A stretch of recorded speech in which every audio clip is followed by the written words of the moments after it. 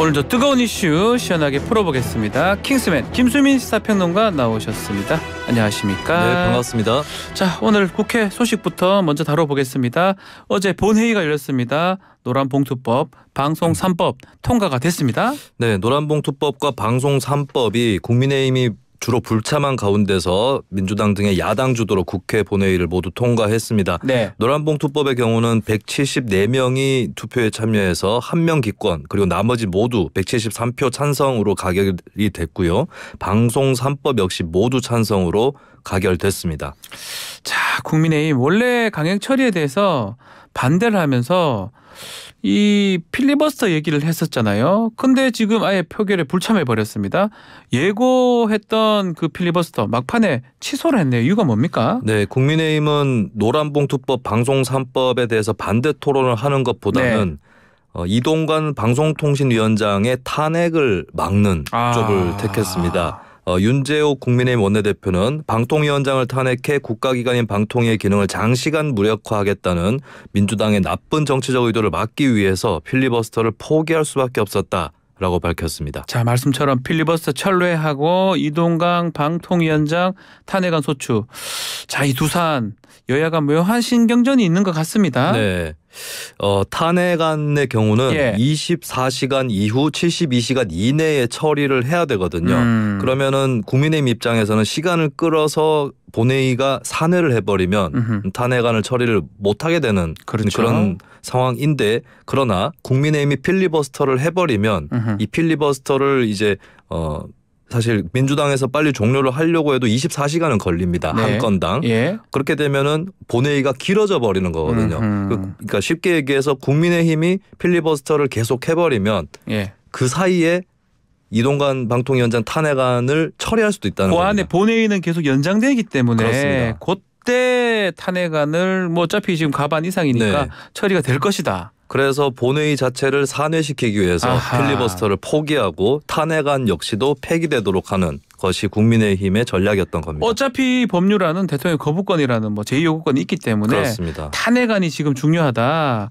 자, 이런 걸로 보이는데, 자, 그렇다면 이번에 탄핵안이 사실은 본회의 열리지 않는 이상 처리가 좀 어렵다고 봤을 때 민주당은 앞으로 어떻게 나옵니까? 네, 일단 그 탄핵 소추안 같은 경우 이제 이게 그러니까 일사부재의의 원칙이라고 있습니다. 부결된 안건은 회기 중에 재표결을 하지 못한다라는 원칙이 있고, 자동 폐기된 안건도 부결 안건에 들어가거든요. 그래서 탄핵 소추안을 회기 중에 다시 표결할 수 없다라는 해석이 있는데, 다만 탄핵안의 경우는 여기서 제외가 된다. 일반적인 법률 안건이 아니기 때문에. 그래서 민주당은 일단은 본회의가 다시 열릴 때에 대비해서 이제 김진표 국회의장에게 본회의에서 72시간 내에 처리될 수 있도록 개최를 요청하는 생각인데, 근데 김진표 의장은 여야 합의라든지 이런 것들 중시하고 있기 때문에 수용이 안 된다고 한다면 정기국회 내에 방통위원장 탄핵안을 다시 처리하도록 재추진을 하겠다라고 하는 것이 민주당 입장입니다. 자, 민주당의 홍익표 원내대표 국민의힘의 필리버스터 취소 예상을 했다고 말을 했어요. 네. 그럼에도 탄핵안을 발의했던 그 속내 뭡니까? 일단 여야 간의 수싸움들이 치열했고, 그렇죠. 어떻게 할지 모르니까. 근데 수싸움이 치열할 때 그래도 경우의 수는 나오기 때문에 홍 원내대표가 국민의힘의 전략을 예상을 할 수는 있었을 것 같아요. 근데 그런데도 왜 탄핵안을 그대로 발의했느냐 했을 때, 만약에 이번에 무산돼도 탄핵안은 다시 추진을 할 수 있다라고 판단을 한 것 같고요. 그리고 한편으로는 또 국민의힘이 필리버스터를 취소해 줌으로써 본인들이 추진했었던 방송 3법, 노란봉투법 통과되는 것도 그렇게 나쁘진 않다라고 판단을 했던 것 같습니다. 자, 방통위원장과 함께 손준성, 이정섭 검사에 대한 탄핵안도 발의가 됐습니다. 이건 어떤 의미로 봐야 됩니까? 네, 손준성 차장검사는 이른바 고발사주 의혹의 피고인이고 현재 재판을 받고 있는 그런 상황인데, 재판 결과는 나오진 않았지만 손준성 검사가 이제 고발장이라든지 그 관련 네. 해당 인사에 대한 판결문 이런 정보를 유출했다는 것은 이제 사실관계로 받아들여지게 되면서 근데 네. 왜 징계를 하지 않는가라는 의문이 또 한간에서 제기되고 있고 형사처벌은 아니라도 징계는 해야 되는 거 아니냐. 그렇죠. 그런데 네. 이제 심지어 승진까지 했기 때문에 더더욱이나 이제 탄핵 대상의 검사로 포함을 시키는 이런 상황입니다. 그리고 이정섭 검사의 경우는 본인이 이제 위장전입이나 청탁금지법 위반 등의 혐의를 받고 있는데 특히 이제 이재명 대표의 대북 그 쌍방울 대북 불법 송금 의혹이라든지 이런 것들 수원지검에서 수사를 하고 있고 이것을 지휘하는 입장이거든요. 그러다 보니까 더더욱 이제 민주당 입장에서는 타겟으로 보고 일단 탄핵안을 추진을 하고 있습니다. 자, 어제 국회 본회의 상황 또 민주당 입장 잠시 후 고민정 의원한테 인터뷰를 좀 확인하기로 하고요. 자, 다시 돌아와서 노란봉투법, 방송 3법 국회는 통과를 했습니다. 이제는 대통령 시간이에요. 지난번에 양곡관리법이라든지 간호법 개정 이거 거부권 행사한 바가 있잖아요. 이번에는 어떨까요? 사실 양곡관리법 개정안하고 간호법 제정안의 경우도 여권이 강력하게 반대를 했고 대통령이 거부권 행사를 했는데 사실 이 법안들에 비해서 법안이 통과했을 경우 현실이 달라지는 그 수준이 노란봉투법이나 방송사법이 더 크다고 볼 수 있겠습니다. 양곡관리법 개정안은 원래 있던 쌀의 시장 격리 같은 경우를 이제 의무화하는 정도의 법안이었고 간호법 제정안도 이제 각계에서 갈등은 치열했지만 이게 통과돼도 크게 달라지는 게 있는가라는 분석도 있었습니다. 근데 그에 반면에서 이제 노란봉투법, 방송사법은 굉장히 예전하고 다른 법 질서를 만들어내는 그런 법안이기 때문에 여권에서 더 강력하게 반대를 해왔었고요. 그렇다면은 요것만 봤을 때는 윤석열 대통령이 거부권 행사할 가능성이 상당히 더 높다. 더 높다. 양곡관리법, 간호법보다 더 높다라고 볼 수 있습니다. 알겠습니다. 자, 다음은 검찰 특수활동비 관련 내용입니다.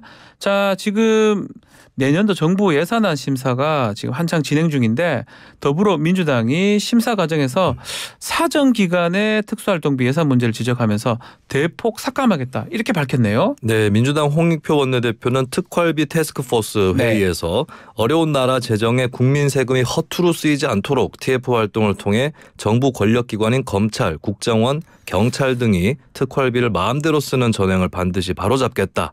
라고 강력한 의지를 밝혔습니다.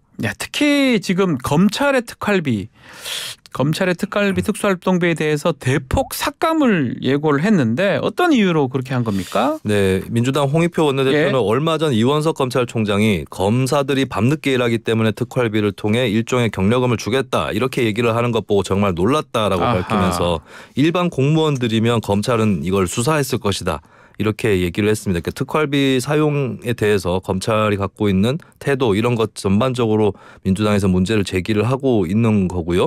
그리고 무엇보다도 마약 수사 특활비를 전액 삭감하겠다 이런 방침을 민주당이 정했는데 이걸 두고 여야 공방이 특히 가열하게 열띠게 벌어지고 있습니다. 법무부가 요청한 검찰 특활비가 80억 900만 원이었는데요. 마약 수사 관련 특활비가 그중에 2억 7,500만 원이 포함이 됐고 전액 삭감을 하다 보니까 이제 마약 특활비도 전액 삭감이 되는 이런 상황에서 한쪽에서는 이 특활비 문제를 좀 통제를 해야 된다라는 이 민주당의 입장과 그리고 국민의힘에서는 이렇게 삭감을 하면은 수사에 차질을 빚는다. 라는 입장이 지금 맞부딪히고 있습니다. 최근 추세 보면 뭐 사정기간 특수활동비 매년 줄어들고 있는데 민주당에서는 특활비 꼼수 얘기를 하고 있습니다. 너 꼼수 부리고 있기 때문에 삭감을 하고 있다. 이건 어떤 의미입니까? 네, 검찰 특활비는 2017년 이후로 매년 줄어들다가 2022, 2023년에는 80억 원 수준에서 동결이 됐습니다. 그러면 전반적으로 중기적으로 봤을 때는 계속 줄어왔다라고 볼 수 있고 삭감 총액도 이 기간에 99억 원, 100억 원에 가까운 숫자인데요. 하지만 동시에 특활비하고 조금 다른 명목이지만 특정 업무 경비 그러니까 62억 원으로 늘어났다라고. 특정 업무 경비는 또 늘어났네요. 네, 특정 업무 경비하고 특활비는 조금 차이가 있기는 한데 특정 업무 경비도 어느 정도 수사 활동이라든지 이런 것들에 지출을 하면서 또 어느 정도의 비밀성을 유지하고 있는 그러니까 좀 비슷한 예산이라고 볼 수도 있습니다. 그렇기 때문에 특활비를 줄이는 척하면서 특정 업무 경비를 늘린 것이 아니냐. 이것이 꼼수다라고 하는 것이 민주당 입장입니다.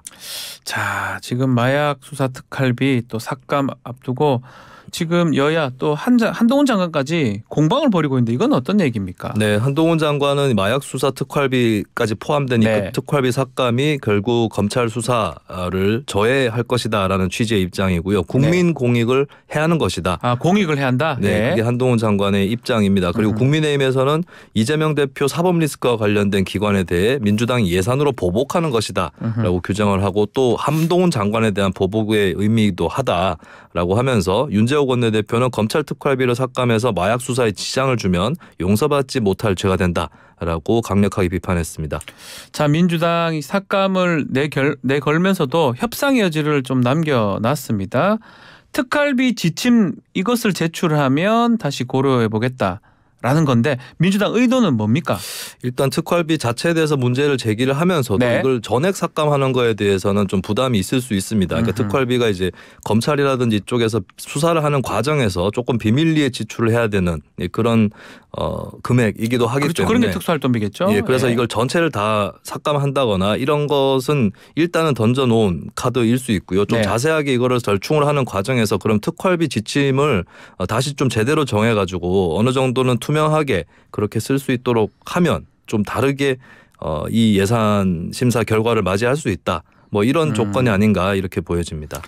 자, 한편 만약에 민주당이 마약 관련해서 또 간첩 이런 수사에 대해서 특활비를 삭감하게 된다면 실제로 수사에 차질이 생기는 겁니까? 국민의힘 수사 차질 예상된다 이렇게 얘기를 하고 있거든요. 마약 수사와 관련된 특활비 같은 경우는 이제 마약 범죄자를 포착하려는 위장 거래라든지 검거를 위해서 현장에서 근무할 때라든지 정보원 관리 등에 사용이 된다고 하고 뭐 어느 정도는 필요한 예산이 있을 것이고 또 이걸 좀 자맹성이라고 해야 될까요? 그렇죠. 이런 부분이 중요한 부분도 있을 텐데. 뭐 함정 수사하려면 마약 사고 뭐 해야 되니까요. 네, 그렇습니다. 예, 근데 이제 어느 정도 쓰는 게 적정한가 이 부분이 결국에는 쟁점일 겁니다. 근데 차질이 안 빚어지려고 하면 어느 정도 예산이 필요할까 했을 때 근데 이제 공개라든지 검증 자체가 잘 안 된다면은 이제 국회의원이나 국민들 입장에서도 어느 정도가 적정 금액인지 알 수 없다. 이 부분은 이제 검찰에서도 좀 유념할 필요가 있겠고요. 그리고 이제 민주당 같은 경우 좀 극복해야 될 것이 박범계 의원이